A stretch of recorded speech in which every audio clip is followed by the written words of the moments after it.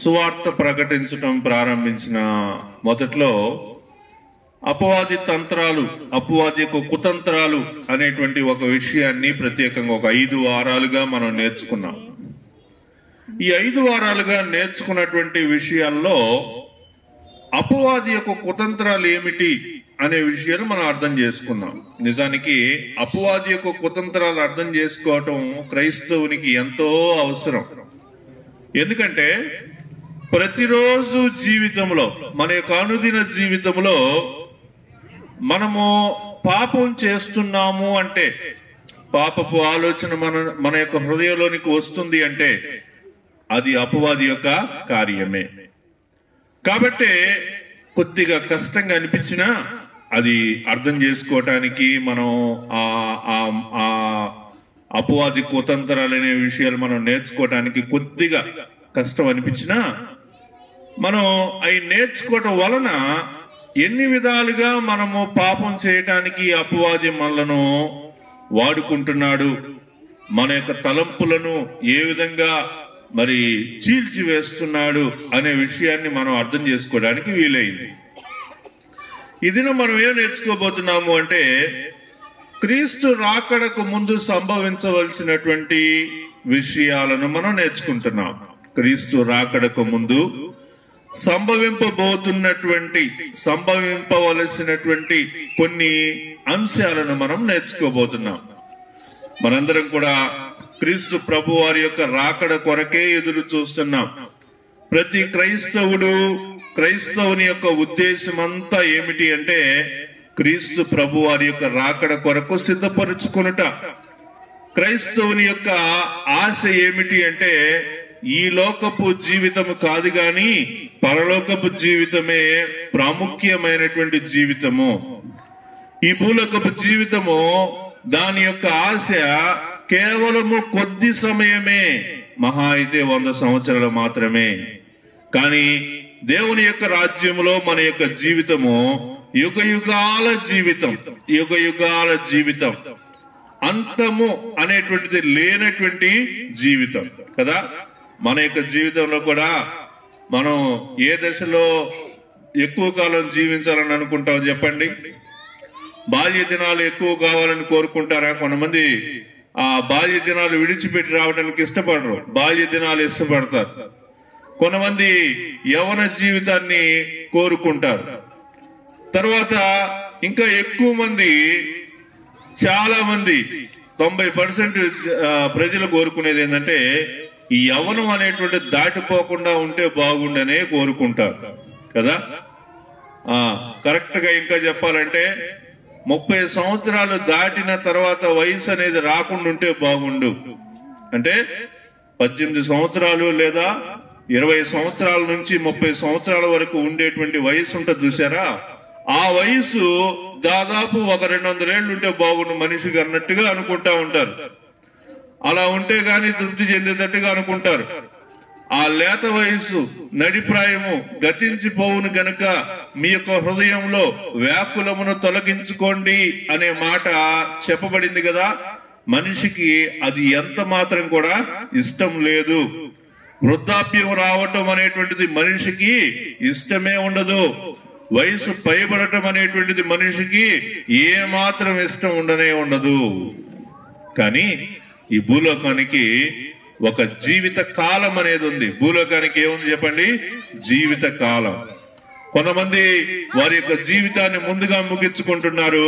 కొంతమంది వారి యొక్క జీవితం దాదాపు 70, 80, 90 సంవత్సరాలు, మహా అయితే 100 సంవత్సరాలు కూడా బ్రతికినటువంటి వాళ్ళై ఉంటూ ఉన్నారు. ఏది ఏమైనప్పటికీ ఈ భూలోకాన్ని విడిచి వెళ్లేటువంటి మాట మాత్రం ఖచ్చితం. నువ్వు ఎంతగా జీవించినా, ఎంతగా దిగాలు పడినా, ఎంత అందంగా నువ్వు ఉన్నా, ఎంత సౌందర్యంగా నువ్వు ఉన్నా, ఎంత డబ్బు, ఎంత పేరు పలుకుబడి ఇవన్నీ నువ్వు ఈ భూలోకంలో సంపాదించుకున్నా, ఏదో ఒక రోజు వాటన్నిటిని విడిచిపెట్టి వెళ్ళవలసిందే. అయితే ఈ రోజు మనం నేర్చుకోబోతున్నటువంటి విషయం ఏంటంటే, క్రీస్తు ప్రభు వారి యొక్క రాకడకు సూచనలేంటి? చాలా మాటలు చెప్పుకోవచ్చు. క్రీస్తు ప్రభు వారు ఆయన రావటానికి ముందు జరగబోతున్నటువంటి విషయాలు ఏంటి, క్రీస్తు రాకడకు ముందు ఏ అంశాలు జరగాలి, ఆ విషయాల్లో ఏమేమి జరిగినాయి అనేటువంటి విషయాల్ని మనము కొన్ని భాగాలుగా మనం నేర్చుకుందాం. అన్నిటినీ ఒక రోజులోనే అంటే ఒకటే మార్గం. ఏంటా మార్గం? ప్రభు అయినటువంటి యేసుక్రీస్తు అనేటువంటి మార్గం. అందుకే ప్రభు వారు ఏం చెప్తున్నాడు? నేనే మార్గమును, సత్యమును, జీవమును. చూడండి, ఈ భూ ప్రపంచంలో ఎన్నో మతాలున్నాయి, ఎన్నో విశ్వాసాలున్నాయి, ఎన్నో పేరుగాంచిన గ్రంథాలు ఎన్నో ఉన్నప్పటికీ కూడా వాటిలో ఎవ్వరు కూడా నేనే మార్గము, సత్యము, జీవము అని చెప్పిన వాళ్ళు లేనే లేరు. కాబట్టి మార్గము, సత్యము, జీవము ఎవరు అంటే ప్రభు అయినటువంటి యేసుక్రీస్తు వారు. ఆయనే మనకు జీవమై ఉన్నాడు. మనం పరలోక రాజ్యమునకు హక్కుదారులము కావాలి అంటే ప్రభు అయినటువంటి యేసుక్రీస్తు వారిని సొంత రక్షకుడిగా అంగీకరించినటువంటి అనుభవం మన జీవితంలోనికి రావాలి. నేను పుట్టినప్పటి నుంచి క్రైస్తవ్యంలోనే ఉన్నాను. చిన్నప్పటి నుంచి నేను చర్చికి వెళ్తున్నాను, పాటలు పాడతాను, వాక్యం వింటాను, బైబిల్ చదువుతాను. ఇన్ని చేసిన యేసుక్రీస్తుని నీ యొక్క వ్యక్తిగత జీవితంలో నిన్ను నీ సొంత రక్షకుడిగా నువ్వు అంగీకరించావా? మారు మనసు పొందావా? బాప్తిసం తీసుకున్నావా? చర్చికి రెగ్యులర్ గా వెళ్తున్నావా? నువ్వు చేయవలసినటువంటి క్రియలన్నింటినీ జాగ్రత్తగా చేస్తున్నావా? ఇవన్నీ చేయకుండా ఆయన మార్గంలో, ఆయన సత్యంలో, ఆయన జీవంలో మనం లేము అనేటువంటి విషయం తెలుసుకుంటా ఉన్నాం. కాబట్టి క్రీస్తు ప్రభు వారు ఎప్పుడు వస్తారు, ఆయన యొక్క రాకడకు సూచనలేంటి అనే విషయాలు మనం గ్రహించే ముందు మనం ఎలా ఉన్నాము అనేటువంటిది ముందు మనం పరిశీలన చేసుకోవాలి. అసలు నేను క్రైస్తవున్నా కాదా? నేను యేసుక్రీస్తుని అంగీకరించానా లేదా? పాపక్షమాపణ నొందానా లేదా? బాప్తిసం పొందానా లేదా? ఆయన యొక్క శిలువ, ఆయన యొక్క బలలో పాల్గొంటున్నానా లేదా? క్రైస్తవుడు చేయవలసినటువంటి క్రియలన్నింటినీ నేను చేస్తున్నానా లేదా? ఇవన్నీ నేను చేయకుండా నేను క్రైస్తవుడిని కాలేను. అంటే దాని అర్థం ఏంటి చెప్పండి? క్రీస్తు ప్రభు వారు ఆయనే మార్గము, సత్యము, జీవం అనేటువంటి విషయాన్ని నీవు హృదయపూర్వకంగా విశ్వసించలేదని దాని యొక్క అర్థం. దాని యొక్క అర్థాన్ని మనం గ్రహించవలసినటువంటి వారిగా ఉంటూ ఉన్నాం. సరే, మంచిది. ఈ రోజు మనం నేర్చుకుంటున్నటువంటి అంశానికి అనుసంధానముగా ఈ విషయాలను అనుకుందాం. యేసు ప్రభుని నీ సొంత రక్షకుడిగా అంగీకరించావు, మారు మనసు పొందావు, బాప్తిసం పొందావు, చర్చి యొక్క క్రమానికి అలవాటు పడ్డావు. చర్చి యొక్క క్రమానికి అలవాటు పడి ఆ వాక్యంలో ఉన్నటువంటి క్రియలన్నింటినీ నువ్వు చేస్తూ ఉన్నావు. ఆ విధంగా క్రీస్తు ప్రభు వారి యొక్క రాకడ కొరకు సిద్ధపడుతూ ఉన్నట్లయితే, క్రీస్తు ప్రభు వారి యొక్క రాకడ రావటానికి, క్రీస్తు ప్రభు వారి భూలోకమునకు తిరిగి రావటానికి జరగవలసినటువంటి కొన్ని ప్రాముఖ్యమైనటువంటి విషయాలను మనం ఈ సాయంకాలము నేర్చుకుంటా ఉన్నాం. ఏం జరగాలమ్మా? మొదట ఏం జరగాలి చెప్పండి? సర్వలోకమునకు సువార్తన్నారు కదా. ఇవన్నిటినీ నేను క్రోడీకరించి చెప్తున్నటువంటి మాట ఏంటంటే, సర్వలోకమునకు సువార్త ప్రకటించాలి, సర్వలోకములకు సువార్త అందాలి. మరి ఈ రకంగా మనం చూస్తూ వస్తే ఈ భూలోకంలో సువార్త అందనటువంటి భాగాలు చాలా ఉన్నాయి. అంతెందుకు, ఈ ప్రాంతంలోనే ఉన్నారు చాలా మంది ఇంకా యేసుక్రీస్తుని అంగీకరించినటువంటి వారు. చర్చికి వెళ్ళడం వేరు, యేసుక్రీస్తుని సొంత రక్షకుడిగా అంగీకరించడం వేరు. బ్యాంకుకి వెళ్ళటం వేరు, బ్యాంకులో అకౌంట్ ఉండటం వేరు కదా. బ్యాంకుకి అందరూ వెళ్తారు, బ్యాంకుకి వెళ్తారు, చుట్టూతా చూసి వస్తుంటారు. కొంతమందికి అకౌంట్ లేకపోయినా ఆ కౌంటర్ దగ్గర డబ్బులు లెక్క పెడతా ఉంటే చూస్తా ఉంటారు. అలా చూడటం వేరు, బ్యాంకులో అకౌంట్ ఉండటం వేరు. బ్యాంకులో అకౌంట్ ఉండటం వేరు, అందులో డబ్బులు ఉండటం కూడా వేరు. అందులో డబ్బులు ఉండటమే కాదు, ఇంకా ఏం జరుగుతూ ఉండాలా? ట్రాన్సాక్షన్స్ జరుగుతూ ఉండాలా. డబ్బులు వేయటం, తీయటం ఇట్లాంటివన్నీ ట్రాన్సాక్షన్స్ జరుగుతూ ఉండాలా. చూసారా? ఒక చిన్న ఉదాహరణ ద్వారానే నేను ఈ విషయాన్ని నేను మీతోటి చెప్తా ఉన్నా. కాబట్టి యేసుక్రీస్తుని సొంత రక్షకుడిగా అంగీకరించినటువంటి విధానం వేరు, అంగీకరించకుండా చర్చికి పోవటం రావటం అనేది వేరు. నువ్వు యేసుక్రీస్తుని నీ సొంత రక్షకుడిగా అంగీకరించకుండా, మారు మనసు పొందకుండా అనుసరించి సర్వలోకమునకు వెళ్లి సర్వ సృష్టికి మీరు సువార్త ప్రకటించండి. కాబట్టి సర్వలోకానికి వెళ్లేటువంటి క్రమంలో మేము ఎక్కడి దాకా వెళ్ళామండి? మా ప్రాంతంలోనే ఉన్నాం. మా ప్రాంతంలోనే బోలెడు మంది ఉన్నారు. మా మామిడిపాలెం విశ్వాసనగర్ చుట్టుపక్కల ఉన్నటువంటి ప్రాంతాల్లోనే యేసుక్రీస్తుని అంగీకరించినటువంటి వారు మా కుటుంబాల్లోనే చాలా మంది ఉన్నారు. కాబట్టి మొదట మేమేం చేస్తున్నాం, మా కుటుంబాల్లో ఉన్నటువంటి వారికి సువార్త ప్రకటించుకోవటానికి, మా కుటుంబంలో ఉండేటువంటి విశ్వాసులకు సువార్త అనటానికి మా వంతు బాధ్యతగా మేము సువార్త ప్రకటిస్తూ ఉన్నాం. ప్రియులరా, మిమ్మల్ని అందరినీ కూడా ప్రేమతోటి ఆహ్వానిస్తూ ఉన్నాం. మీరు వచ్చి దేవుని యొక్క వాక్యం వినాలని మేమెంతో ఆశపడుతూ ఉన్నాం. మీకు సువార్త ప్రకటించాలని, క్రీస్తు ప్రభువుకి మిమ్మల్ని శిష్యులుగా చేయాలని మా వంతు ప్రయాసగా మేమెంతో శ్రమిస్తూ ఉన్నాం. కాబట్టి ఈ యొక్క ప్రయాసను మీరు గుర్తించి దేవుని సన్నిధికి వచ్చి దేవుని యొక్క వాక్యం మీరు వినాలని మిమ్మల్ని కోరుతూ ఉన్నాను. కాబట్టి క్రీస్తు ప్రభు వారి యొక్క రాకడ రావటానికి, క్రీస్తు ప్రభు వారు తిరిగి ఈ భూలోకానికి రావటానికి జరగవలసినటువంటి మొదటి విషయం ఏంటి అంటే, సర్వలోకమునకు సువార్త అందాలి. సర్వలోకానికి సువార్త అందేటువంటి క్రమంలో మొదట మనం ఎక్కడి నుంచి ప్రారంభించాలంటే, నా దగ్గర నుంచి, మీ దగ్గర నుంచి. మీరు మీ యొక్క జీవితంలో వ్యక్తిగతంగా యేసుక్రీస్తుని సొంత రక్షకుడిగా అంగీకరించారా? ఓకే, నేను అంగీకరించాను. నేను అంగీకరిస్తే సరిపోయిందా? నా కుటుంబం అంగీకరించిందా? నా కుటుంబంలో ఉన్నటువంటి వాళ్ళు ఇంకా ప్రభువుని నమ్ముకోలేదు. కాబట్టి మనం ఏం చేయాలంటే, కుటుంబంలో ఉన్నటువంటి వారి కొరకు మొదటిగా మనం ప్రార్థన చేయాలి. మన కుటుంబంలో ఉన్నటువంటి వారు యేసుక్రీస్తుని ఎందుకు సొంత రక్షకుడిగా అంగీకరించలేదనేటువంటి విషయం కొరకు మనము ప్రయాసపడి వారి కొరకు ప్రార్థన చేయాలి. మీ ప్రార్థన అంత సఫలీకృతంగా లేదు అనుకుంటే సంఘస్థులను పిలవాలి. మీ కుటుంబాల్లో ప్రార్థన జరిగించాలా? మీ కుటుంబాల్లో ప్రార్థన జరిగించినప్పుడు మేము మీ కుటుంబంతో కలిసి, మా విశ్వాసులు మీ కుటుంబంతో కలిసి మేమందరము ప్రార్థన చేసినప్పుడు దేవుడు మీ ప్రార్థనకు బలాన్ని చేకూరుస్తారు. మీ ప్రార్థన బలం వచ్చినప్పుడు, మీ ప్రార్థన బలము చేకూర్చబడినప్పుడు, బలం పొందినప్పుడు దేవుడు ఆ కుటుంబంలో గొప్ప కార్యాలు చేస్తాడు. కాబట్టి ప్రియులరా, మీ కుటుంబాల్లో కూడా ప్రార్థనను పెట్టుకోమని నేను మిమ్మల్ని అర్థిస్తా ఉన్నాను. మిమ్మల్ని అందరినీ కూడా అడుగుతా ఉన్నాను. మీ కుటుంబాల్లో కూడా ప్రార్థన పెట్టుకోండి. మీ కుటుంబంలో ప్రార్థన పెట్టుకున్నప్పుడు అక్కడ మేము మీతో కలిసి ప్రార్థన చేస్తాం. మీ కుటుంబంలో దేవుడు గొప్ప కార్యాలు చేస్తాడు.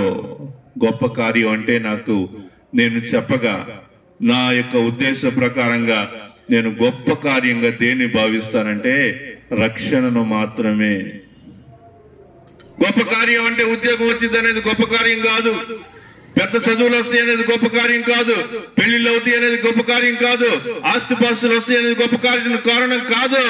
ఒకటే ఒక గొప్ప కార్యం ఏంటంటే రక్షింపబడుట. అందుకే వాక్యంలో మనం ఈ మాట కూడా చదువుతాం. ఒక వ్యక్తి సర్వలోకమును సంపాదించుకొని ఆ రాత్రి వేళ తన యొక్క ప్రాణం పోగొట్టుకుంటే వానికి ఏం ప్రయోజనము? కాబట్టి ఆస్తిపాస్తులు కాదు గొప్ప విషయాలు. మన యొక్క జీవితంలో మనం చూసేటువంటి విషయాల్లో ఈ భూలోకంలో ఏదైతే గొప్పగా అనిపిస్తుందో అది కాదు గొప్ప విషయం. ఏంటి చెప్పండి? మారు మనసు, రక్షణ. నీవు రక్షింపబడితే నీవు ఎక్కడికి వెళ్తావు? దేవుని దగ్గరికి వెళ్తావు, నిత్య జీవంలోనికి వెళ్తావు. క్రీస్తు ప్రభు వారు తన యొక్క రాకడలో వచ్చినప్పుడు ఆయన యందు విశ్వాసం ఉంచినటువంటి వారు ఆయనతో కలిసి మధ్యాకాశమునకు చేర్చబడతారనేటువంటి వాక్యాన్ని మనం చూస్తా ఉన్నాం. ప్రియులరా, దేవునిని నమ్ముకోకుండా, యేసుక్రీస్తుని సొంత రక్షకుడిగా అంగీకరించకుండా, మారు మనసు పొందకుండా మనము ఏదో ఊరికే చర్చికి వెళ్తూ వస్తూ ఉన్నట్లయితే మనము ఎంతో హీనపరుచుకుంటున్నామని, లేదా దేవుని యొక్క వాక్యాన్ని మనము చులకనగా భావించామని మనం అర్థం చేసుకోవాలి. క్రీస్తు ప్రభు వారి యొక్క రాకడ అతి సమీపముగా ఉన్నది అని చెప్పడానికి ఎన్నో ఆధారాలు ఈ ప్లాస్టిక్ అంటే మామూలు ప్లాస్టిక్ కాదు, అది వేరే టైప్ ఆఫ్ ప్లాస్టిక్. ఏదైనప్పటికీ కూడా అది చివరికి ఏమైంది? ప్రాణాన్ని తీసింది. దేవుడు సృష్టించినటువంటి సృష్టి మనిషికి ప్రాణం తీస్తుందా, ప్రాణం పోస్తుందా అంటే ప్రాణం పోసే సృష్టినే దేవుడు చేశాడు. కానీ మనిషి పాపం వలన అదేమవుతుంది చెప్పండి, అది నాశనానికి దారి తీస్తా ఉంది. అందుకే మొదట తప్పు చేసినప్పుడే దేవుడు చెప్పాడు కదా, దేవుడు ఏం చెప్పాడు, నీవు చెమటూడ్చి కష్టపడి ఈ భూమిని సేద్యపరుచుకుని దాని నుంచి వచ్చేటువంటి దాంతో నీవు బతుకుతావు. కానీ నీకు అదేమి మంచి ప్రొడక్షన్ ఇవ్వదు. ఆ నేల సారవంతమైనటువంటి కాపు నీకు ఇవ్వదు. ఏమిస్తుంది నీకు? అదేం మొలిపిస్తుంది చెప్పండి? ముండ్ల పొదలను, గచ్చ పొదలను అది మొలిపిస్తుంది. కాబట్టి ప్రియులారా గమనించండి, నేను చెప్తున్నటువంటి విషయాలన్నీ ఒకే ఒక కారణాన్ని తెలియజేస్తా ఉన్నాయి. క్రీస్తు ప్రభు వారి యొక్క రాకడకు జరగబోయేటువంటి సిచ్యువేషన్స్, ప్రభు రాకడకు ముందు ఏ ఏ పరిస్థితులు ఉండబోతున్నాయి అనేటువంటి విషయాన్ని మనం గమనిస్తూ వచ్చినప్పుడు ఎన్నో రకాలైనటువంటి పరిస్థితులు చోటు చేసుకుంటా ఉన్నాయి. వాటిల్లో ఒకే ఒక విషయం బయటకు కనిపిస్తుంది, ఏంటంటే మనిషి చేసినటువంటి పాపం. కాబట్టి క్రీస్తు ప్రభు వారి యొక్క రాకడ రావాలి అంటే ప్రపంచవ్యాప్తంగా ఉన్న ప్రతి ఒక్కరికి సువార్త అందాలి. కాబట్టి క్రీస్తు ప్రభు వారి యొక్క రాకడ రావాలి అంటే సువార్త అందాలి కనుక ఆ భాగంలో మేము కూడా సువార్త ప్రకటిస్తా ఉన్నాం. రెండవది చూద్దాం, చూడండి. మొదటిది సర్వజనులకు సువార్త అందాలి. మత్తయి సువార్త 24వ అధ్యాయం 14వ వచనంలో మనం ఆ వాక్యాన్ని చూడవచ్చు. మత్తయి సువార్త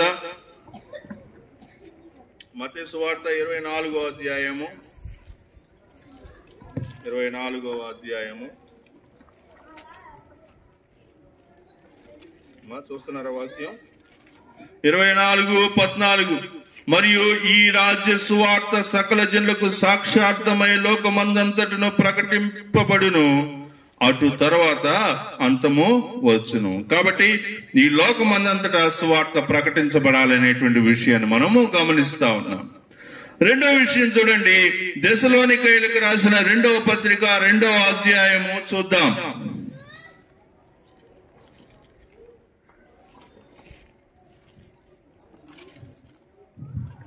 దెసలోనికయులకు రాసిన 2వ పత్రిక 2వ అధ్యాయము 1వ వచనం నుంచి నేను చదువుతున్నాను, చూడండి. సహోదరులారా, ప్రభు దినం ఇప్పుడే వచ్చి ఉన్నట్టుగా ఆత్మ వలనైనను మాట వలనైనను మా యొద్ద నుండి వచ్చినదని చెప్పిన పత్రిక వలనైనను ఎవడైనను చెప్పిన ఎడల మీరు త్వరపడే చంచల మనస్కులు కాకుండా వలననియు బెదరకుండా వలననియు మన ప్రభు అయిన యేసుక్రీస్తు రాకడను బట్టి మనము ఆయన యొద్ద కూడుకొనుటను బట్టి మిమ్మును వేడుకొనుచున్నాను. ఈ రోజుల్లో ఇదొక మాట మారిపోయిందనమాట. అబద్ధ క్రీస్తులు, అబద్ధ ప్రవక్తలు, అబద్ధ భక్తులు, ఇలాంటి విషయాలన్నీ మనకి కనిపిస్తా ఉన్నాయి. వెనక్కి వెళ్దాం, కాలం మనం వెనక్కి వెళ్దాం. వెనక్కంటే 1950వ సంవత్సరం దగ్గర నుంచి వద్దాం. 1950వ సంవత్సరం నుంచి 1980వ సంవత్సరం వరకు ప్యూర్ గా ప్రపంచవ్యాప్తంగా ఎవరున్నారంటే దైవజనులు ఉన్నారు. ఎవరున్నారు చెప్పండి? దైవజనులు ఉన్నారు, పాస్టర్లు ఉన్నారు. 1980 నుంచి 2000 సంవత్సరాల వరకు ఎవరు వచ్చారంటే దుర్బోధకులు వచ్చారు. ఎవరు వచ్చారు? దుర్బోధకులు. ఈ దుర్బోధకుల యొక్క వాక్యం అంతా ఒకటే. ఏం చెప్తారంటే, వాక్యం ఏ అంశాన్నైనా వాళ్ళు ఎన్నుకొనియండి, చివరికి వచ్చేటప్పటికి అది కానుకల దగ్గరికి వచ్చి ఆగిపోద్ది. ఎక్కడికి వచ్చి ఆగిపోద్ది? కానుకలు. నువ్వు ఏ విషయమైనా చెప్పు, నువ్వు ఎటు నుంచైనా చెప్పు, అది జ్ఞాపకార్థ కూడికి కావచ్చు, పుట్టినరోజు కావచ్చు, నీకు ఏదైనా గానీ లాస్ట్కి వచ్చేటప్పటికి ఏమొచ్చిందంటే కానుకల డబ్బా దగ్గరికి వచ్చేసిద్ది అనమాట. నువ్వు ఇస్తే దేవుడు నీకు ఇస్తాడు, నువ్వు ఇవ్వకపోతే దేవుడు నీకు ఇయ్యడు. Give it shall be given unto you అనేటువంటి మాట దగ్గర ఆగిపోద్ది అనమాట. వీళ్ళందరూ ఎవరంటే దుర్బోధకులు. వీళ్ళందరూ ఎవరు? దుర్బోధకులు. వాళ్ళకేం కావాలంటే డబ్బులు కావాలి. వాళ్ళకేం కావాలి? కేవలం డబ్బులు కావాలి. అలాంటి వాళ్ళు వచ్చారు. 2000 సంవత్సరం నుంచి ఇప్పుడు వరకు ఉన్నటువంటి వాళ్ళు ఎవరంటే ప్రవక్తలు. ఇప్పుడు ఎవరు వచ్చారు చెప్పండి? ప్రవక్తలు. మీరు చూడండి, ఒంగోలే కాదు, ఏ ఊరు పోయినా అక్కడ ఎవరు ఉంటున్నారంటే ప్రవక్త అనేటువంటి వాళ్ళు ఒకళ్ళు వస్తున్నారు. గమనిస్తున్నారా మీరు? మన ఒంగోలులో కూడా ఇటువంటి ప్రవక్తలు ఒక 4-5 ఉన్నారు. సో ఈ ప్రవక్తలు అనే వాళ్ళు ఏం చేస్తారు అంటే, ఈ ప్రవక్తలు అనేటువంటి వాళ్ళు ఏమి చేయరు. మనుషులు కూర్చున్నప్పుడు వాళ్ళను బట్టి మాట్లాడుతూ ఉంటారు. వాళ్ళు ఏం చేస్తుంటారు, ప్రవక్త ఆయన చెప్పిందల్లా జరుగుతుంది అనేటువంటి ఒక యాడ్ బయటకు వచ్చింది.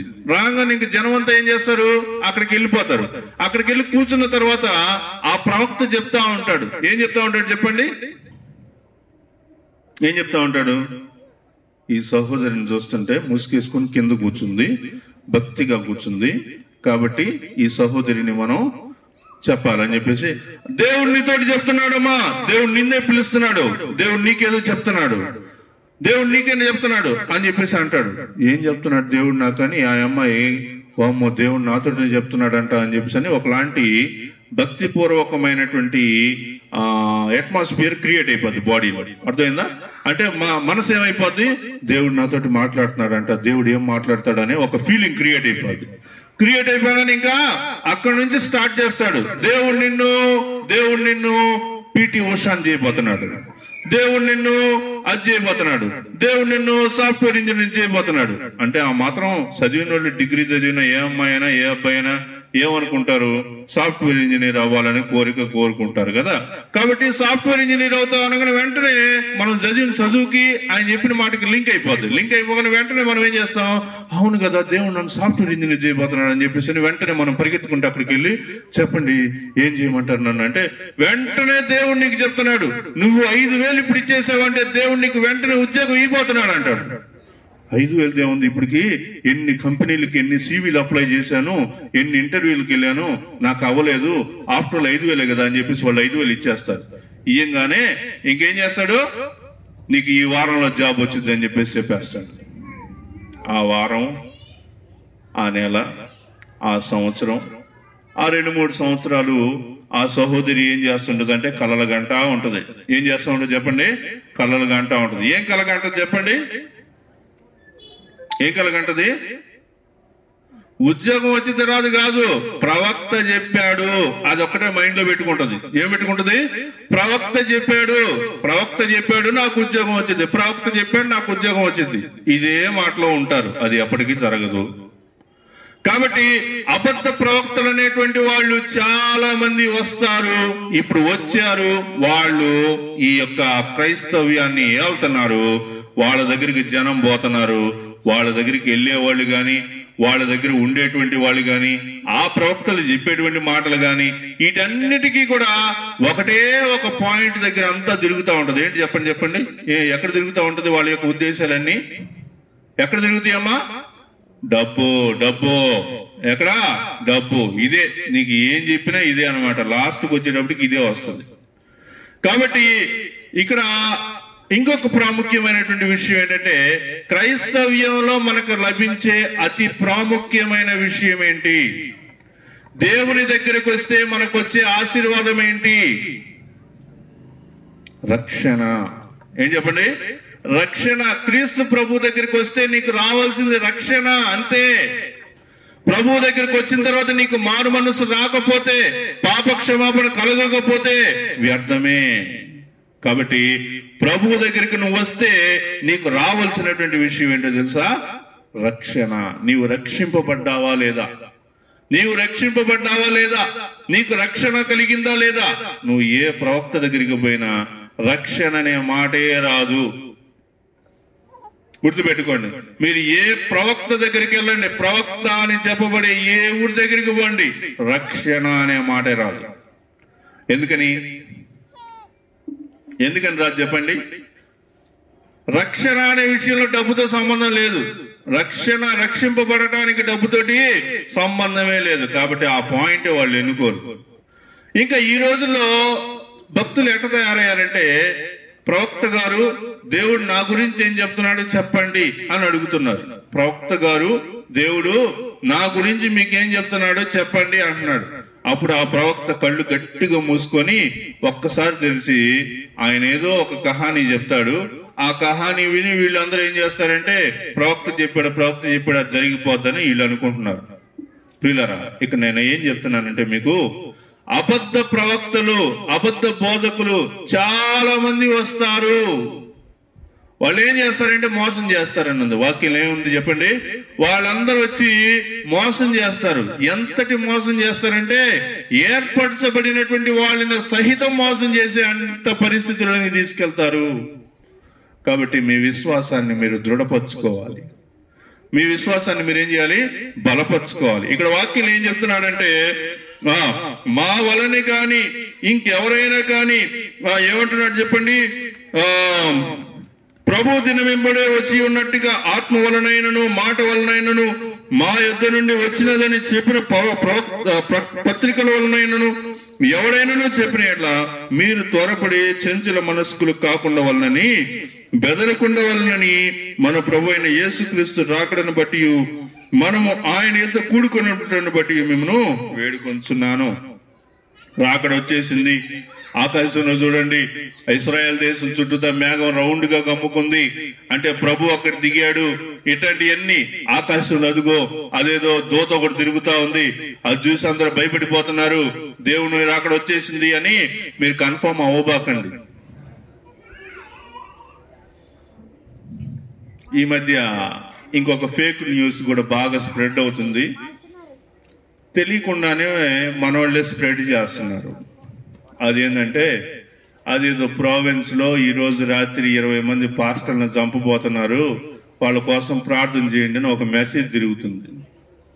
మీకు విషయం చెప్పనా, అసలు ఆ ప్రావిన్సే లేదు మన ఇండియాలో. ఆ 20 మందిని చంపుతారు అనేటువంటిది ఒక రూమర్ అన్నమాట, అది నిజం కాదు.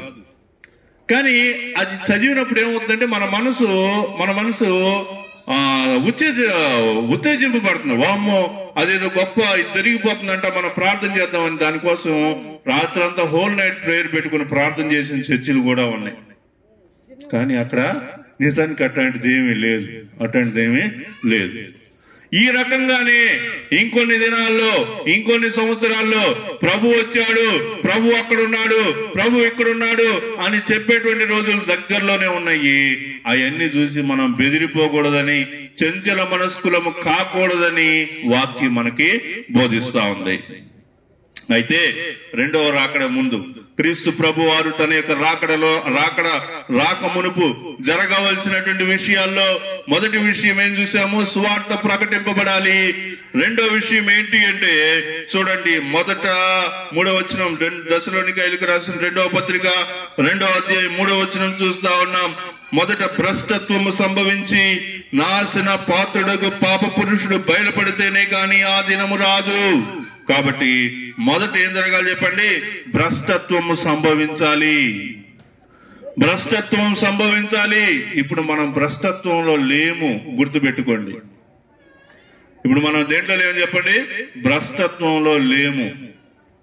భ్రష్టత్వము అంటే అది దారుణమైనటువంటి పరిస్థితి అన్నమాట. భ్రష్టుడు అనేటువంటి మాట చూడండి ఎంత దారుణంగా ఉందో. భ్రష్టుడు, భ్రష్టు పట్టిపోయింది అంటారు. అర్థమైందా? భ్రష్టు పట్టిపోయింది అంటారు. భ్రష్టు పట్టిపోవడం అనేది దేనికి జరిగింది చెప్పండి? అది కరెక్ట్ మీనింగో కాదో తెలియదు, కానీ నేను ఒక విషయం చెప్తా. ఒక ఇనుము ఉంది. ఇనుము అంటే చాలా గట్టిగా ఉంటది కదండి ఇనుము. ఆ ఇనుముకి ఏం జరిగిందంటే అది ఓరక నీళ్లు తగులుతా ఉన్నాయి. దానికి ఏమవుతున్నాయి? నీళ్లు తగులుతా ఉన్నాయి. అలా నీళ్లు తగిలి కొంతకాలానికి ఏమైందంటే దానికి ఏం పట్టింది? తుప్పు పట్టింది. ఆ తుప్పు అనేటువంటిది ఆ ఇనుముని, బలమైనటువంటి ఇనుముని ఏం చేస్తుంది? ఇప్పుడు ఏం చేస్తుంది చెప్పండి? దాని యొక్క పవర్ మొత్తాన్ని పోనిచ్చింది. ఓరక మనం చేత్తోటి ఇలా తుప్పుని చేత్తోటి ఇలా అంటే కూడా ఆ తుప్పంతా వచ్చి ఇనుము ఏమవుతుందంటే మట్టిగా చెక్కలుగా ఊడిపోద్ది. దాన్ని భ్రష్టు పట్టినటువంటి స్థితి అంటాం. దాన్ని ఏమంటాం చెప్పండి? భ్రష్టు పట్టిన స్థితి అంటాం. అంటే దానికి ఉన్నటువంటి స్వభావం ఏదైతే ఉందో ఆ స్వభావాన్ని అది కోల్పోతుంది అని అర్థం అన్నమాట. భ్రష్టు పట్టినటువంటి స్థితి అంటే తనకు ఒక స్వభావం ఉంది, ఆ స్వభావం తప్పిపోయినటువంటి స్థితిని భ్రష్టు పట్టినటువంటి స్థితి అంటారన్నమాట. మీకు ఈ భ్రష్టు పట్టిన స్థితి గురించి మీరు బాగా చదువుకోవాలంటే రోమీయులకు రాసిన పత్రిక 2వ అధ్యాయం చదవండి. 2వ అధ్యాయంలో ఆ భ్రష్టు పట్టినటువంటి ప్రజలు, భ్రష్టు పట్టినటువంటి స్థితిగతులు ఇవన్నీ దాంట్లో రాయబడి ఉన్నాయి అన్నమాట. దేవుడు ఒక స్వాభావికమైనటువంటి జీవితాన్ని మనిషికి దయచేస్తే మనిషి ఇప్పుడు ఆ స్వభావాన్ని దాటిపోయి వేరొక స్వభావంలోనికి వెళ్ళిపోయాడు. అర్థమైందా? ఆ స్వభావం అనేటువంటిది, మనిషికి ఉన్నటువంటి స్వభావాన్ని ఇప్పుడు చాలా మంది మర్చిపోతున్నారు. పురుషుడు పురుషుడిలాగా ప్రవర్తించట్లేదు, స్త్రీ స్త్రీలాగా ప్రవర్తించట్లేదు. పురుషుడు పురుషుడిలాగా ప్రవర్తించట్లేదు, స్త్రీ స్త్రీలాగా ప్రవర్తించట్లేదు. పురుషులు పెళ్లి చేసుకుంటున్నారు, స్త్రీలు పెళ్లి చేసుకుంటున్నారు. తల్లిదండ్రులకు విధేయులు కానటువంటి పిల్లలుగా మారిపోతున్నారు. చర్చికి రావడానికి అసలు ఇష్టమే ఉండట్లేదు. జీవితంలో సొంత నిర్ణయాలు తీసుకుంటున్నారు. వాళ్ళ యొక్క జీవితం 30 సంవత్సరాలు దాటక ముందే విచ్ఛిన్నమైపోయినటువంటి జీవితాలుగాను, తప్పుదారిలో పయనిస్తున్నటువంటి జీవితాలుగాను మారిపోతా ఉన్నాయి. చెప్పటానికి, సరిచేయటానికి మనం చెప్తే వాళ్ళు వినేటువంటి స్వభావంలో లేరు. దాన్ని వాక్యం ఏం చెప్పిందంటే భ్రష్టత అని చెప్పింది, భ్రష్టత్వం అని చెప్పింది అనమాట. కాబట్టి నేను చెప్పిన ఒక కూరగాయలో, భూమిలో, లేకపోతే ఆస్తిపాస్తులో అయ్యే కాదు, మనిషి యొక్క జీవితాన్ని మనం పరిశీలనగా చూస్తే ఈ రోజుల్లో మనం ఏ వ్యక్తిని చూసినా ఆ వ్యక్తిలో మనం ఈ భ్రష్టత్వం అనేటువంటి ఒక భాగాన్ని మనం చూడగలుగుతా ఉన్నాం. ప్రియులరా, నేను ఎవరిని కించపరచాలనో, మీరందరూ ఇలాంటి వాళ్ళు, ఇలాంటి స్వభావం కలిగిన వాళ్ళు అని చెప్పాలనో కాదు. క్రీస్తు ప్రభు వారి యొక్క రాక ముందు భ్రష్టత్వం అనేటువంటిది సంభవించాలి అనే విషయాన్ని మనం చూస్తా ఉన్నాం. భ్రష్టత్వంలో ఉండి మనం దేవుని సన్నిధికి వెళ్ళలేం. క్రీస్తు ప్రభు వారు తన యొక్క రాకడలో వచ్చాడు, నేను భ్రష్టత్వంలో ఉన్నాను, భ్రష్టత్వంలో ఉన్నటువంటి నేను దేవుని దగ్గరికి వెళ్ళలేను. కాబట్టి ఆ భ్రష్టత్వం నుంచి మనం బయటపడాలి. నీతిమంతుడు లేడు, ఒక్కడును లేడు. అందరూ పాపము చేసి దేవుడు అనుగ్రహించు మహిమను పొందలేకపోతా ఉన్నారు. నేను నీతిమంతుణ్ణి ఎవరైనా అనుకుంటే, నేను పాపం లేనివాడిని ఎవరన్నా అనుకుంటే వాళ్ళు ఎక్కడున్నారు? భ్రష్టత్వంలో ఉన్నారు. నేను పాపిని కాదు అని ఎవడైనా అంటే వాడు భ్రష్టుడు అనే మాట చెప్పొచ్చు అన్నమాట. ఎందుకంటే ఈ భూలోకంలో నీతిమంతుడు ఎవడో లేడు, పాపం చేయనటువంటి వాడు, పాపం లేనటువంటి వాడు ఎవడు లేడు. ఆ విషయాన్ని మనము గమనించాలి. మరొక వచనం చూడండి, అక్కడే ఉంది.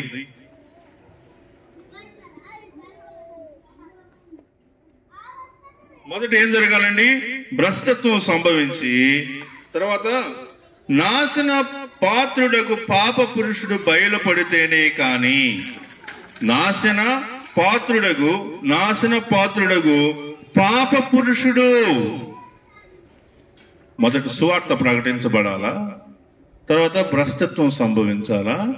దానికి ముందే ప్రభు వచ్చాడని అక్కడ ఇక్కడ చెప్తూ ఉంటే దాన్ని మనం విని కంగారు పడకూడదు.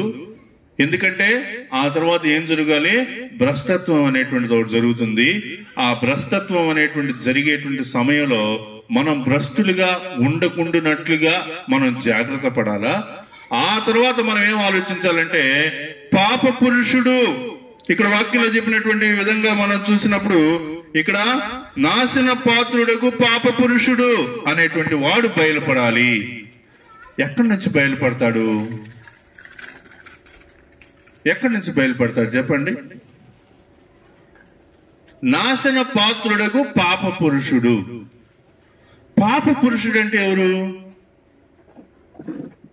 పాప పురుషుడు అనేటువంటి దానికి ఇంకో మాట పాపమునకు జనకుడు. పాప పురుషుడు అంటే ఎవరు చెప్పండి? పాపమునకు జనకుడు. పాపమునకు జనకుడు అంటే ఏంటంటే అతని యొక్క స్థితిలో నుంచి ఏమొస్తుందంటే పాపం ఒక్కటే వస్తుంది. ఇప్పుడు చెప్పండి అమ్మా, పాము మనిషికి చేసే అతి గొప్ప విషయం ఏంటి చెప్పండి? పాము మనిషికి చేయగల గొప్ప విషయం ఏంటి? ఒకవేళ పాము నేను పక్కనే ఉన్నాము, ఆ పాము నా ఫ్రెండ్ అనుకోండి, ఆ పాము నాకు చేయగలిగేటువంటి గొప్ప మేలేంటి చెప్పండి? కాటేస్తుంది. ఏమేస్తుంది? కాటేస్తుంది. కాటేయటం అనేటువంటి దాని యొక్క స్వభావం. పాము యొక్క స్వభావం ఏంటంటే కాటేయటం అనేటువంటి దాని యొక్క స్వభావం. పాము ఏమనుకుంటుందంటే నేను కాటేసి నేను మేలు చేశానని అనుకుంటుంది పాము. మనం ఏమనుకుంటాం? పాము కాటేస్తే ఇది నన్ను చంపటానికి నన్ను కాటేసిందని వెంటనే మనం ఏం చేస్తామంటే కళ్ళ తీసుకుని రాళ్ళ కొట్టి దాన్ని చంపేస్తాం. అవునా కదా? పాప పురుషుడు కూడా అంతే. పాపమునకు జనకుడు పాప పురుషుడు అనేటువంటి వాడు ఏం చేస్తాడంటే నాశనం చేస్తా ఉంటాడు. ఏం చేస్తాడు చెప్పండి? నాశనం చేస్తాడు. పాప పురుషుడు చేసేటువంటి పనులన్నీ నాశనం చేస్తాడు అంతే. అలాంటి వాడు బయలుపడితేనే కానీ ఆ దినము రాదు. క్రీస్తు ప్రభు వారి యొక్క రాకడ రాదు అనే విషయాన్ని మీరు గుర్తుపెట్టుకోవాలి. ఇంకా ఏం చేస్తాడండి ఈ పాప పురుషుడు? 4వ వచనంలో చూస్తే ఏది దేవుడు అనబడునో, ఏది పూజింపబడునో దాని అంతటిని ఎదిరించుచు, దాని అంతటికి పైగా వాడు తన్ను తానే హెచ్చించుకొనుచు, తాను దేవుడినని తన్ను కనపరుచుకొనుచు దేవుని ఆలయంలో కూర్చుండును గనుక ఏ విధముగానైనను ఎవడును మిమ్మను మోసపరచనీయకుడి. ఏడ కూర్చుంటాడండి ఈ పాప పురుషుడు? వచ్చి దేవాలయంలో కూర్చుంటాడు. దేవాలయంలో కూర్చున్నప్పుడు మనం ఏమనుకుంటామంటే అతను కూడా దేవుడే అని అతన్ని పూజిస్తాము. అలా జరగకుండా మనం చూసుకో. నేను కూడా నీలాగా నీళ్ల మీద నడిచి రావడానికి నాకు ఆజ్ఞాపించమంటే రా, వచ్చే నడిచిరా అన్నప్పుడు ఆజ్ఞాపించగానే పేతురు ఏం చేశాడు? నీళ్ల మీద నడిచాడు కదా. అంత్యక్రీస్తు కూడా తానే దేవుణ్ణి అని చెప్పుకుంటూ దేవుడు లాగా దేవుడు చేసిన అద్భుతాలన్నీ చేయగలడు అనమాట. దేవుడు చేయగలిగిన అద్భుతాలు చేస్తే ఆటోమేటిక్ గా మనిషి నమ్ముతాడని నమ్మడా చెప్పండి? అది కాబట్టి అంత్యక్రీస్తు పరిపాలన అనేటువంటిది ఆ విధంగా జరగబోతా ఉంది. మరి ఈ రోజుల్లో ఎలా ఉంది పరిస్థితులు? ఈ రోజుల్లో అంతా ఏఐ టెక్నాలజీ మీద రన్ అవుతుంది. మీకు తెలుసో లేదో, ఒక మనిషి ఎంత పని చేయగలడో, ఉద్యోగంలో ఎంత పని చేయగలడో అంత శ్రమించకుండా 8 గంటల్లో చేయవలసినటువంటి పనిని అరగంటలో పావు గంటలో చేయగలిగే అలాంటి టెక్నాలజీ ఇప్పుడు ప్రపంచం మొత్తం జరుగుతూ ఉంది. చాలా మంది వాడుతున్నారు ఏఐ టెక్నాలజీ, చాలా మంది వాడుతున్నారు. బహుశా ఇక్కడున్న మనం పెద్దగా దాన్ని వాడుకోమేమో కానీ చాలా మంది అది వాడుతున్నారు. ఏఐ టెక్నాలజీలో మీరు కూడా త్వరలో మీకు కూడా తెలిసిపోతాయిలేండి, మీరు కూడా నేర్చుకుంటారు. వంకాయ కూర చెయ్యి అంటే అది చేసి పెట్టేసింది. ఇంక నువ్వేం ఆలోచించాల్సిన అవసరం లేదు. అదొక మిషన్ ఉంటుంది. నువ్వు ఊరికే వాయిస్ చెప్తావు, వాయిస్ కమాండ్ చెప్తావు. ఏం చెప్తావు? ఈ రోజు టమాటా పచ్చడి చెయ్యి అంటే టమాటా పచ్చడి చేసేస్తుంది. లిటరల్ గా నేను చెప్పేది ఉట్టి మాట కాదు, టమాటా పచ్చడి చేసేస్తుంది అంతే. మీరు ఇంటర్లింక్ చేయాలని చెప్తున్నా. ఏఐ టెక్నాలజీ అనేది మనిషిని ఎలా శాసిస్తుందో ఇంకా తర్వాత తరాలలో, తరాల దాకా వెళ్లాల్సిన అవసరం, తర్వాత సంవత్సరాల్లో మనిషిని కంట్రోల్ చేసేటువంటి ఒక టెక్నాలజీ రాబోతుంది. ఏం రాబోతుంది? మనిషిని పూర్తిగా కంట్రోల్ చేయగలిగినటువంటి ఒక టెక్నాలజీ రాబోతుంది. ఇప్పటికే కొన్ని టెక్నాలజీలు వచ్చేసినాయి. అర్థమైందా? 2 రోజుల నుంచి ఒక ముద్ర కలిగినటువంటి ఒక ఇది ఉంటది. అది జ్ఞానము అనేటువంటి మాట కూడా చెప్తాడు. కాబట్టి ఇక్కడ ఏం జరుగుతుంది అంటే, మనిషి ఒక టెక్నాలజీలోనికి అడాప్ట్ అవుతున్నాడు. మనిషి యొక్క ఆలోచనలు, మనిషి యొక్క పనులు, మనిషి యొక్క విషయాలన్నీ కూడా మనిషి సొంతగా ఏం చేయట్లా. మనిషి కంప్లీట్ గా ఒక పద్ధతిలోనికి, ఒక టెక్నాలజీలోనికి అలవాటు పడిపోతున్నాడు. ఆ టెక్నాలజీ మనిషిని ఏం చేస్తుంది చెప్పండి? మనిషిని హరించి వేస్తుంది. మనిషి యొక్క ఆలోచనల్ని ఆలోచించనీయకుండా చేస్తుంది. మనిషిని ఏం చేస్తుందంటే ఇండివిడ్యువాలిటీని కోరుకునేటట్టుగా చేస్తుంది. అర్థమైందమ్మా నేను చెప్తుంది?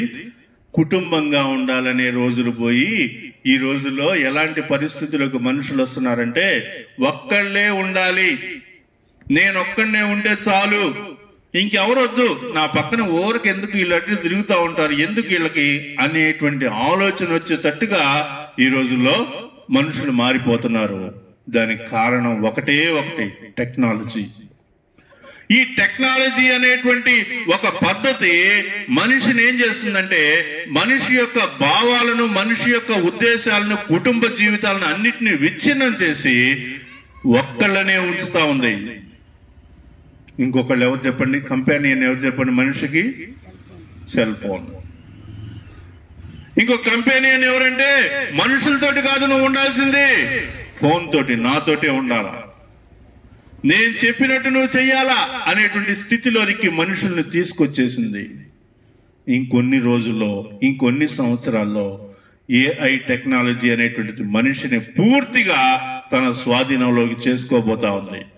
ఈ ఏఐ టెక్నాలజీ ఎవరిది? అంత్యక్రీస్తు పరిపాలనకు సంబంధించింది. ప్రియులారా, ఈ రోజు మనం చూసినటువంటి విషయాల్లో మొదట సకల జనులకు సువార్త అందాలి. క్రీస్తు ప్రభు వారి యొక్క రాకడ సమీపించే ముందు సకల జనులకు సువార్త అందాలి. రెండోది ఏంటంటే, అంత్యక్రీస్తు పరిపాలన అనేటువంటిది కొనసాగాల. చివరి పాయింట్, నాశనం అనేటువంటిది ఎలా కనిపిస్తుంది? మహాశ్రమలాగా కనిపిస్తుంది. అర్థమైందమ్మా నేను చెప్పింది? ఏమి, అది అందకపోవటమే కదా, అంతేనా? ఉదయాన్నే నాకు రావాల్సిన ఫుడ్ నేను తినాల్సిన టయానికి ఏదైతే వస్తుందో అది రావట్లేదు అనుకోండి, నా శరీరం ఏమవుతుంది? శ్రమ పడిద్దా లేదా? శ్రమ పడిద్ది కదా. ఇలా జరుగుతూ ఉండేటువంటి టైంలో వాక్యంలో రాయబడింది భోజనం గురించి కాదు. అర్థమైందా? నేను ఉదాహరణగా మీకు అర్థం అవటానికి ఒక ఎగ్జాంపుల్ చెప్తున్నా. దేన్ని బట్టి అంటే, క్రీస్తుని బట్టి శ్రమలు కలుగుతాయి మనకి. దేన్ని బట్టి కలుగుతాయి? క్రీస్తుని బట్టి. ఈ లోకంలో నువ్వు ఎట్టైనా బతుకు, దానికి పెద్ద విషయం ఏం కాదు. ఎప్పుడైతే యేసుక్రీస్తుని నేను నమ్ముకున్నాను అని నువ్వు చెప్తావో, సమాజంలో నువ్వు వెలివేయబడినటువంటి వాడిగా చూస్తావు. 21వ వచనం మనం చూస్తే, లోకారంభము నుండి ఇప్పటి వరకు అట్టి శ్రమ కలుగలేదు, ఇక ఎప్పుడు కలుగబోదు. ఆ దినములు తక్కువ చేయబడకపోయిన యెడల ఏ శరీరయు తప్పించుకొనడు, ఏర్పరచబడిన వారి నిమిత్తము ఆ దినములు తక్కువ చేయబడను. ఏర్పరచబడినటువంటి వారు ఎవరు? క్రీస్తునందు విశ్వాసం ఉంచి మారు మనసు పొంది బాప్తిసం పొంది ఆయన కొరకు జీవిస్తున్నటువంటి వాళ్ళు, ఆయన కొరకు తమ యొక్క జీవితాలను నష్టపరుచుకుంటూ ఉండేటువంటి వాళ్ళు, తమ యొక్క జీవితాలను ప్రభువు కొరకు త్యాగం చేసుకునేటువంటి వారి కోసము ఆ దినములు ఏమవుతాయి చెప్పండి? తక్కువ చేయబడతాయి. ప్రియులారా, మిమ్మల్ని మీరు ప్రశ్నించుకోవాలి. క్రైస్తవుడిగా జీవించటం అంటే అది చిన్న విషయం కాదు. యొక్క డెప్త్ ఎంత దూరం వెళ్ళిందో అక్కడే అర్థం చేసుకోవచ్చు. కాబట్టి నీవు క్రైస్తవుడు అయినందుకు శ్రమలు అనుభవిస్తే అస్సలు దాని గురించి నువ్వు ఏమాత్రం భయపడకూడదు. ప్రభువుని బట్టి నీకు శ్రమ కలిగిందనుకో, మహదానందముగా ఎంచుకోవాలి. చాలా గొప్ప సంతోషకరమైనటువంటి విషయంగా భావించుకోవాలి. ఎందుకంటే మనకు ఫలం ఇచ్చేది దేవుడు. మనకెవరిస్తారు ఫలము? దేవుడిస్తాడు. మా ఇంట్లో అందరూ క్రైస్తవులు, అందరు దేవుని పనిలో ఉన్నారు కాబట్టి నాకు శ్రమ క్రైస్తవుల పాయింట్ ఆఫ్ వ్యూలో రాదు. అర్థమైందా? నాకు దాని నుంచి రాదు శ్రమ, దానికి వేరే విషయాల్లో వస్తాయి. ఆర్థిక విషయాలు, ఆరోగ్య విషయాలు, ఇలాంటి విషయాల్లో నాకు సమస్యలు వస్తాయి. మీ కుటుంబ జీవితంలో అందరూ మారు మనసు పొందలేదు. మీరు మీ ఇంట్లో ఒక ఇద్దరు ముగ్గురు మారు మనసు పొంది ఉంటారు. మిగిలిన వాళ్ళ ద్వారా శ్రమ వస్తుంది. మీకు ఎవరైతే ప్రభువుని అంగీకరించలేదో వాళ్ళ ద్వారా మీకు శ్రమ కలుగుతూ ఉంటుంది. నువ్వు ప్రార్థన చేసినప్పుడల్లా ఏదో ఒక సూటిపోటి మాట అంటా ఉంటారు. వాక్యం చదివినప్పుడల్లా ఏదో ఒకటి అంటా ఉంటారు. నీ దేవుడు ఏం చేశాడు అంటాడు. తర్వాత ఎన్నో రకరకాలైనటువంటి మాటలు నీ కుటుంబంలోనే నీకు ఎదురవుతా ఉంటాయి. వాటిని చూసి నువ్వు ఏమాత్రం కంగారు పడకూడదు, బాధపడకూడదు. క్రీస్తు విషయమైనటువంటి నింద గొప్ప భాగ్యమని నీవు ఎంచుకోవాలి. నీ నిమిత్తము ఆ మహాశ్రమల కాలము అనేటువంటిది తక్కువ చేయబడుతుందని వాక్యం సెలవిస్తా ఉంది. ప్రకటన గ్రంథం 7వ అధ్యాయం 14వ వచనం చూడండి. చివరిగా నేను ఇంకొక వచనంతో ముగిస్తాను. ప్రకటన గ్రంథం 7వ అధ్యాయము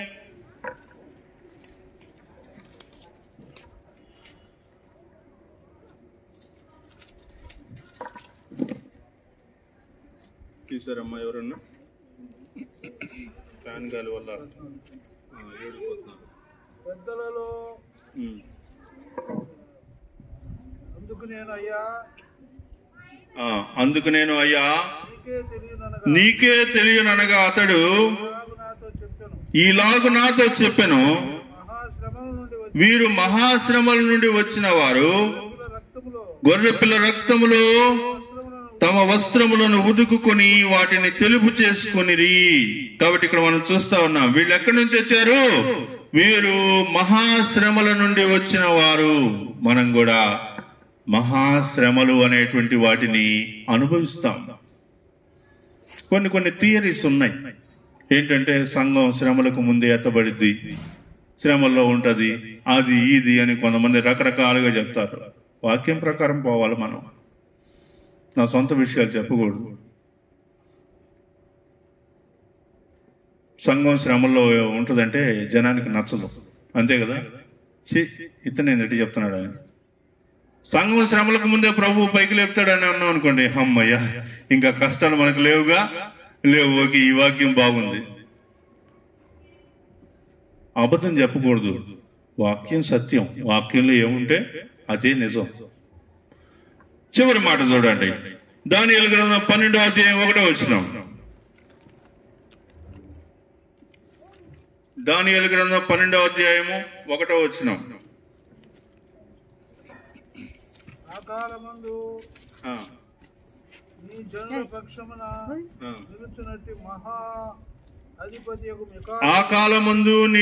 పక్షమున నిలుచునట్టి మహాధిపతియగు మికాయేలు వచ్చును.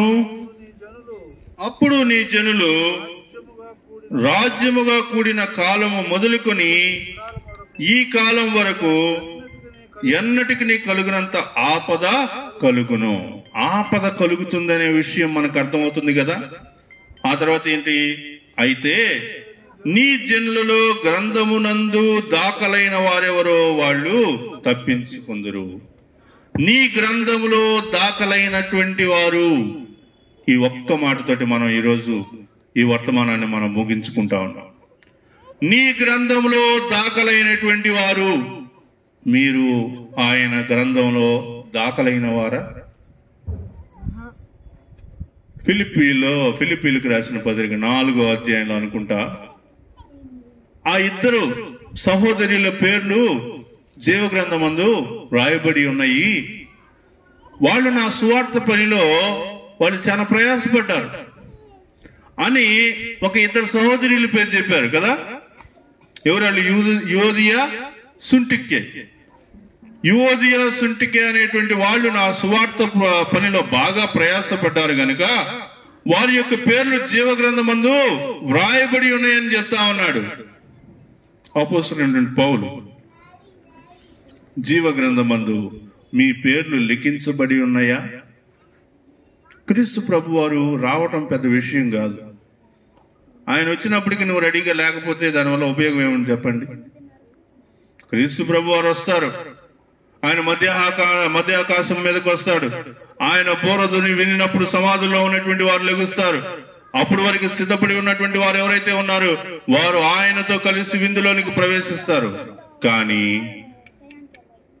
ఎవరు అలా వస్తారంటే జీవగ్రంథమందు లిఖించబడినటువంటి వారు. మరి జీవగ్రంథమందు నీ పేరు లిఖించబడిందా లేదా? క్రైస్తవునిగా నేను జీవిస్తా ఉన్నాను, కానీ ప్రభువుని నేను అంగీకరించలేదంటే జీవగ్రంథంలో నీ పేరు ఉండదు. ప్రియులరా, ఈ యొక్క శనివారము ఈ సాయంకాలం ముందు ఈ యొక్క మాటల చేత మీరు ప్రశ్నింపబడాలని నేను ఆశపడుతా ఉన్నాను. దేవుని యొక్క వాక్యం మనం విన్న ప్రతిసారి, దేవుని వాక్యం మనం వినిన ప్రతిసారి మనల్ని మనం ప్రశ్నింపబడాలి, మనల్ని మనం ఆలోచించుకోవాలి, మనల్ని మనం హెచ్చరించుకోవాలి. నా స్థితి ఎలా ఉంది? ఇప్పటి వరకు నా స్థితి ఎలా ఉంది? దయచేత ప్రేమ చేత వాక్యమును బోధించడానికి మీరు నాకు చూపిన కృపకై వందనాలు. వాక్యమును వినుటకు మీరు చూపిన కృపకై వందనాలు. నిజానికి వర్షం పెరిగితే మీటింగ్ ఆపుదాం అనుకున్నాము, కానీ మనసులో వర్షం పడకుండా చేయి ప్రభువా అని ప్రార్థన చేసుకున్నప్పుడు, ఇక్కడ కూర్చున్నటువంటి సహోదరి సహోదరులు కూడా ప్రార్థన చేసినప్పుడు మీరు మా వర విని వర్షం ఆపినందుకే వందనాలు. శ్రద్ధగా వాక్యం విన్నటువంటి వారిలో నాయన ఒక గొప్ప మార్పును మీరు తీసుకురమ్మని కోరుతూ ఉన్నాం. మేమెవరు మంచోళ్ళం కాదు ప్రభువా, మేమెవరు నీతిమంతులం కాదు, మేమెవరు యథార్థపరులం కాము, మేమందరం మనుషులే. నిరంతరం ఏదో ఒక కోణంలో పాపం చేసేవాళ్ళమే, ఏదో ఒక విధానంలో తప్పు చేయటం అనేది మాకు కామన్. కానీ ఇలాంటి జీవితమే మాదైతే నీ రాజ్యంకు మేము హక్కుదారులం కాలేము.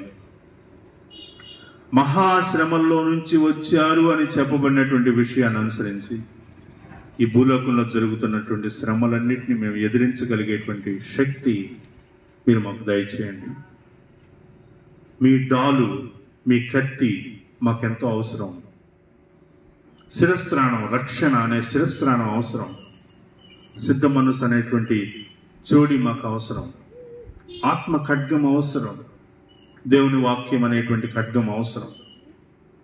వీటన్నిటితోటి నాయన యేసయ్య మా యొక్క క్రైస్తవ జీవితాన్ని కొనసాగించి మీరు అక్కడ ఒకవేళ ఆలస్యం అయితే ఈ జీవిత దినాలను మేము ముగించుకుంటే, మీరు అక్కడ రాకముందే ముగించుకుంటే, అదే యథార్థతతోటి పవిత్రమైనటువంటి హృదయంతో స్టెఫను వలె ప్రభు నాయన యథార్థపరులమైనటువంటి వారిగా జీవించుటకు కృప చూపమని కోరుతూ ఉన్నాం. లేదా మీరు అక్కడ వచ్చే లోపల మేము ఈ శరీరాలతోనే సజీవంగానే ఉన్నట్లయితే మీ యొక్క ఆహ్వానాన్ని మేము పొందుకునేటువంటి వారిగా, మీ విందులో పాల్గొనగలిగేటువంటి విశ్వాసం మేము కలిగినటువంటి వారిగా చేయమని కోరుతూ ఉన్నాం. ఇంకా ఇక్కడ రక్షింపబడినటువంటి వారికి నాయన మీ యొక్క రక్షణను మీరు అందించండి, పాప క్షమాపణను మీరు దయచేయమని కోరుతూ ఉన్నాం. సమస్త మహిమాగంతా ప్రభావం మీకే ఆరోపిస్తూ యేసు నామం పేరిట ప్రార్థిస్తున్నాను తండ్రి, ఆమేన్ ఆమేన్. ఆయన కుమారుడైన యేసుక్రీస్తు వారి కృపయు పరిశుద్ధాత్మ దేవుని యొక్క అన్యోన్య సహవాసం ఈ దినము చేరి వచ్చినటువంటి ప్రతి ఒక్కరికి ఇప్పుడు ఎల్లప్పుడూ సదాకాలంతో నడిపించును గాక. ఆమేన్.